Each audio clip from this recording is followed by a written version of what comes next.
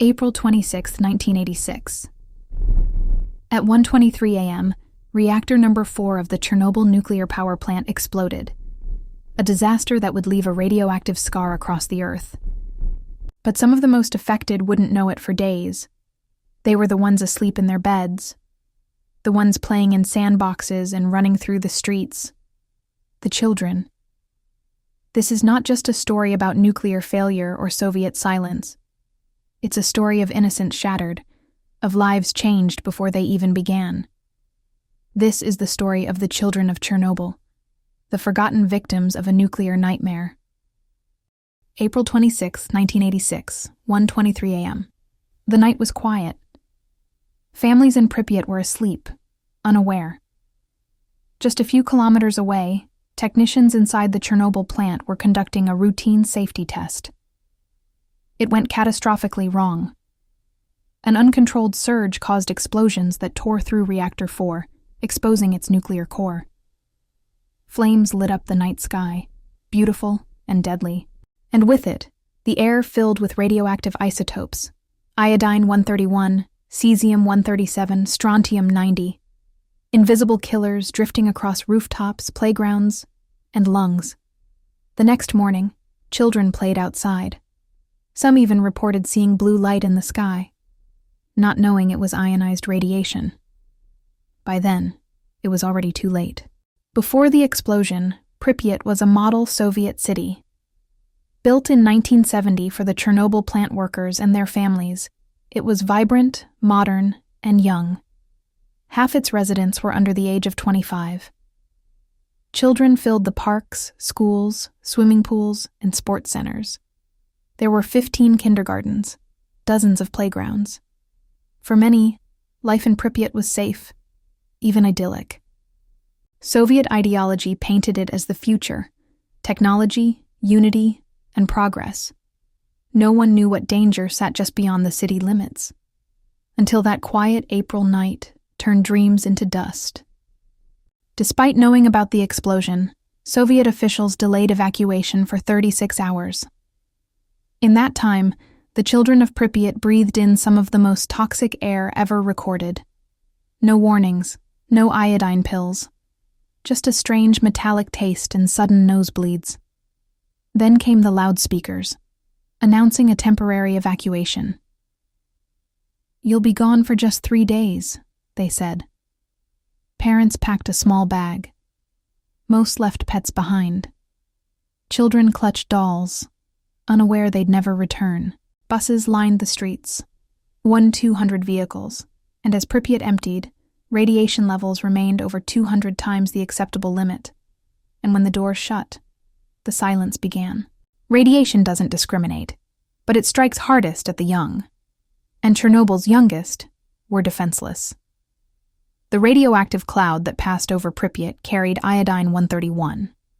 When children drank milk, from cows grazing on contaminated grass, the iodine settled into their thyroids, quietly poisoning them from within. Thyroid cancer cases in exposed children skyrocketed. Normally rare, it became horrifyingly common. But cancer wasn't the only threat. There were miscarriages, stillbirths, birth defects, entire maternity wards filled with heartbreak. Doctors reported babies born without limbs, with spinal deformities, or with hearts that could not sustain life past a few hours. In Belarus, downwind from Chernobyl, nearly 70% of the fallout landed. Thousands of children there were born into sickness they didn't understand. And those who survived? Many grew up with tumors, chronic fatigue, neurological disorders, or invisible genetic mutations that remain to this day. The Soviet state tried to cover it up. They called reports of mass illness Western propaganda. They refused to release data, and the children kept suffering in silence. Even today, many of those exposed as children are fighting cancers, infertility, and autoimmune diseases, and their children are still being studied. Because when you alter the genes of a child, the damage doesn't stop with them. After the explosion, the death toll wasn't immediate, but it was relentless. First came the firefighters, exposed while battling the blaze. Then the plant workers. Then the medics who treated them. Parents died slowly, painfully, without truly understanding what had happened. But what became of the children left behind? They became the orphans of Chernobyl. Thousands of children suddenly and silently abandoned by fate. Some were relocated to state-run orphanages. Others were passed to distant relatives. Many entered institutions designed to handle normal cases, not children poisoned by radiation or crippled by grief. The Soviet state, eager to suppress panic and preserve its image, did what it always did. It buried the truth. There were no national campaigns to support these orphans, no therapy, no specialized care. Just overcrowded orphanages with underpaid staff and minimal oversight. Some children were shuffled between institutions. Others were labeled unadoptable due to illness or deformity. One boy, Nikita, was 5 years old when his father, a plant technician, died from acute radiation sickness. His mother succumbed 6 months later. Nikita would spend the next 11 years in 5 different facilities. His medical records were lost. His family, never found. His story wasn't unique. It was typical. But in the 1990s, a new movement began. International awareness of the Chernobyl disaster grew, and with it, efforts to help. Foreign NGOs, churches, and charities launched what came to be known as the Chernobyl flights. Thousands of children, sick, orphaned, or displaced, were temporarily sent to Western countries for medical care, clean air, and love. Some returned after months abroad. Others were adopted. Ireland, Italy, Canada, and the US opened their arms. These moments were beacons of hope. But not all stories ended well. Language barriers, trauma, mistrust, they followed these children everywhere. Some struggled to adjust. Others never fully recovered. Today, many of those orphans are adults. They speak out in books, interviews, documentaries. One woman, Oksana, remembers, "I stopped trusting adults when they told me my parents went on a trip. I waited for them every day for 3 years." Another Sergei wrote, "The hardest part wasn't the sickness or the hunger. It was wondering why no one came for me." Their words echo through the ruins of Pripyat, through the hospital halls where they once lay, through the orphanages where they once slept alone. These were not just victims of radiation. They were victims of silence, of bureaucracy, of a system that saw them as numbers, not names. Their stories are difficult to hear, but they must be told. After the disaster, the Soviet government created a 30-kilometer exclusion zone around the Chernobyl nuclear power plant. Entire villages, nearly 200 towns and settlements, were evacuated. Or so they thought. But not everyone left. Some stayed behind. Others returned illegally months or even years later. And among them were children. They were called the Samosli, the self-settlers, people who refused to abandon the only homes they'd ever known. Survivors of war, of hunger, of Stalin. Chernobyl would not break them. And the children? They learned to live in the shadow of a nuclear graveyard. They bathed in contaminated rivers, picked mushrooms from radioactive soil, ate food grown in gardens dusted with cesium. Every day, these children were exposed to low but persistent doses of radiation. Their immune systems weakened. Some showed strange growth patterns. Others developed heart and thyroid complications before adolescence. In villages like Ilinci, Kupovate, and Zalesye, a strange, suspended life took root. Schools were closed, doctors stopped coming, electricity was unreliable. But people, so and their children, adapted. Wood-burning stoves, homemade wells, candles at night. Childhood in the exclusion zone was one of hardship and haunting normalcy. One child, Luba, now in her 30s, recalled, "We didn't know we were different. Our skin always itched. We got tired fast, but we had friends. We had trees to climb." Ironically, Many of these children remember happiness, not hospitals, but hide and seek, not cancer, but stories by candlelight. And that's the cruel irony of radiation. It doesn't burn or scream. It whispers, slowly, invisibly. No one knew how dangerous it truly was. The Soviet state never provided meters. No scientists came to monitor long-term health, just silence and survival. Today, the exclusion zone is eerily alive. Wolves, boars, bears, they've reclaimed the land. And yes, people still live there. Roughly 150 full-time residents remain, mostly elderly, but some still raising children. Outside observers ask, why? The answer is always the same. This is our home. These are the children of the zone.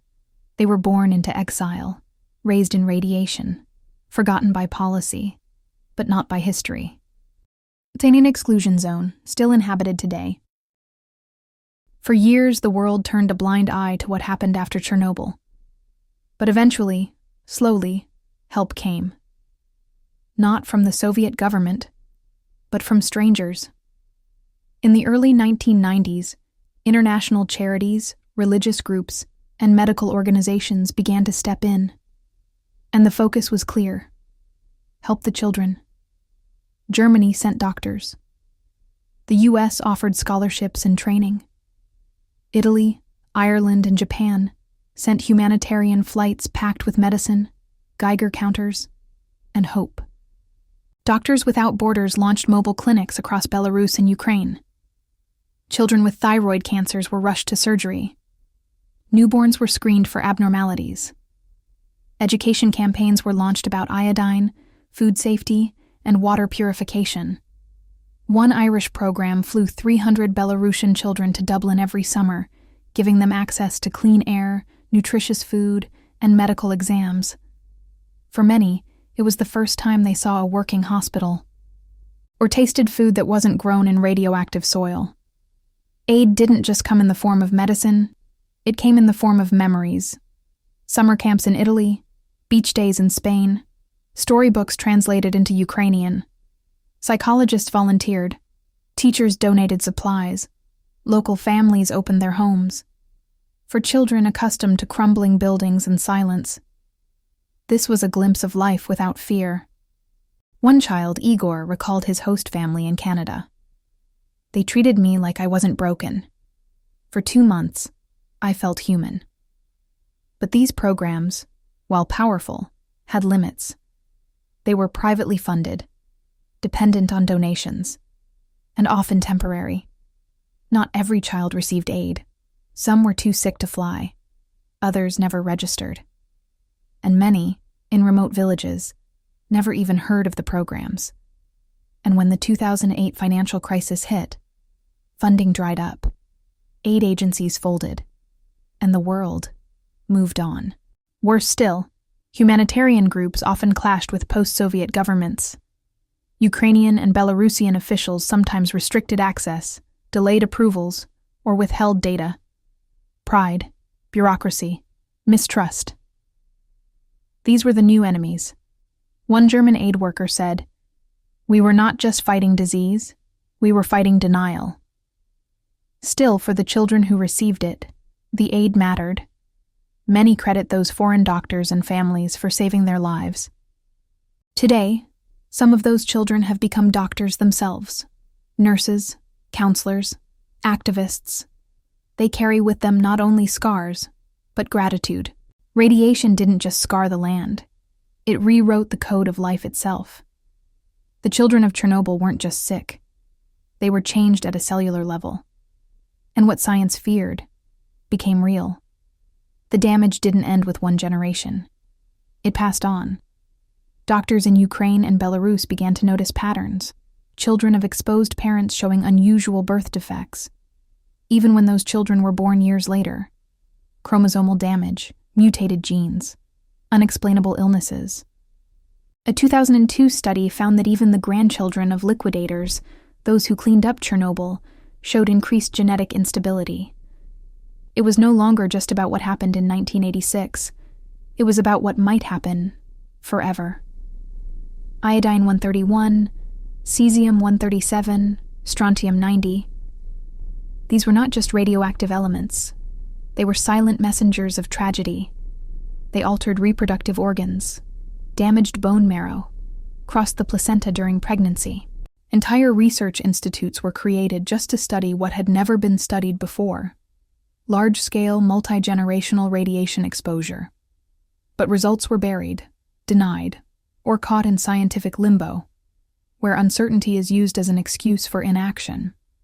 Yelena was just 7 when the blast happened. She survived the initial exposure, moved to Kyiv, grew up, married, and had her first child in 2005. That child, Ivan, was born with a malformed spine and partial blindness. Doctors gave no explanation, but Yelena says she knew, and she's not alone. Thousands of women across the region report similar fears: miscarriages, infertility, children born with inexplicable disabilities, sons and daughters who carry echoes of a disaster they never lived through. Do you tell a young couple not to have children because of what might be in their blood? Do you tell a girl, born in 2000, that her future family could pay the price for a decision made before she was even conceived? These are the ethical questions doctors in Ukraine, Belarus, and Russia face every day. Decades later, scientists are still trying to understand the full scope. The Soviet data is incomplete. Independent studies are underfunded. Chernobyl was not just a disaster, it was a beginning of something we still don't fully understand. And the children, and their children, are living reminders that some wounds don't scar the skin. They live in chromosomes and last lifetimes. Nearly 40 years have passed since reactor number 4 exploded at Chernobyl. The world has changed. The Soviet Union has vanished. Technology has leapt forward. But for the children of Chernobyl, the ones who survived, time doesn't erase everything. Some live with constant pain. Others bear scars from dozens of surgeries. Still others carry burdens that don't show: infertility, depression, anxiety, trauma. Some survivors have rebuilt their lives. They've married, worked, raised families, but always, with a question in the back of their minds: will it ever be truly over? Doctors still monitor long-term survivors, cancer screenings, blood work, counseling. The Chernobyl generation is one of the most studied in medical history. And still, there are no full answers. Some survivors return, not to live, but to remember. They walk through Pripyat, now reclaimed by nature. They find the buildings where they were born, the playgrounds where they played, the schools they never got to finish. It's a pilgrimage of sorts, a way to reclaim what was stolen by the silence and secrecy of 1986. They leave behind flowers, notes, photographs, and some leave in tears, not just for what was lost, but for what was never allowed to grow. Many survivors have become activists. They fight for nuclear transparency, for environmental justice, for recognition. Some speak in schools, others write memoirs, and a few simply live quiet lives, hoping their story might inspire change. They are no longer faceless victims in medical journals. They are voices, strong, clear, and unshakable. Chernobyl changed nuclear policy. It sparked international protocols for disaster response. It reminded the world that science, when mishandled, can break generations. But more than that, Chernobyl taught us this: that children are the first to suffer when leaders lie, when systems fail, when truth is buried. Chernobyl wasn't just about science gone wrong. It was about silence that cost lives. And in that silence, the children suffered first and most. If this story moved, you let it live on, share it, speak their names, and remember history is not just about what we destroy, but who we forgot. This was the story of the children of Chernobyl, the forgotten victims of a nuclear nightmare.